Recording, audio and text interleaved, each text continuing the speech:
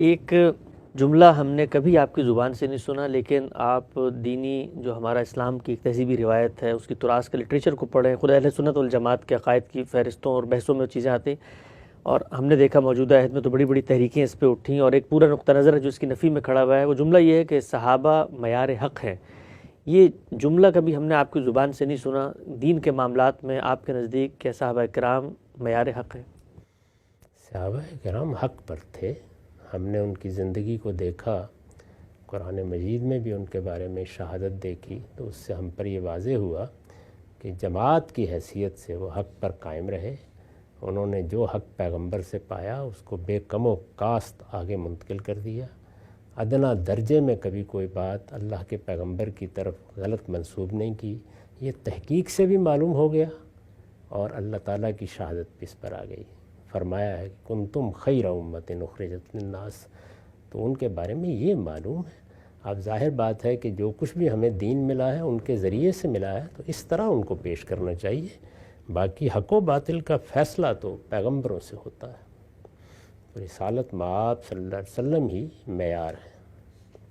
اور صحابہ کرام خود بھی یہی دعویٰ کرتے تھے کہ وہ آپس میں بھی یہی بات کرتے تھے، تو وہ حق پر تھے۔ یعنی یہ نتیجہ نکلا ہے، یہ ایسے ہی ہے جیسے ہم آج کسی آدمی کو دیکھ کر کہتے ہیں کہ ہم نے ان کو خلوت میں جلوت میں دیکھا ہے، یہ اللہ کے دین کے پابند رہے ہیں، انہوں نے کبھی کوئی بڑا گناہ نہیں کیا، انہوں نے کبھی دین سے انحراف نہیں کیا۔ بہت سے بزرگوں کے بارے میں ہم کہتے ہیں کہ ان کے نزدیک جو اللہ تعالیٰ کے پیغمبر کے طریقے تھے وہ ان پر ہمیشہ عمل پیرا رہے، چھوٹی سے چھوٹی سنت کا بھی اہتمام کرتے رہے۔ یہ سب باتیں کہتے ہیں، اس سے کوئی معیار حق نہیں ہو جاتا۔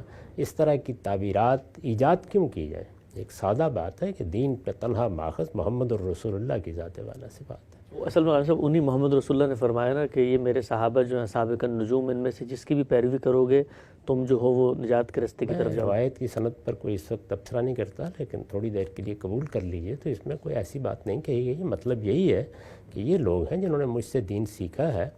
ہر آدمی سب لوگوں کو ایک جگہ بٹھا کر تو ان سے دین نہیں سیکھے گا۔ اگر ان میں سے کسی سے تمہاری ملاقات ہوتی ہے تو جس طرح آدمی ستاروں سے رہنمائی پاتا ہے، یہ بھی تمہارے رہنما ہوں گے۔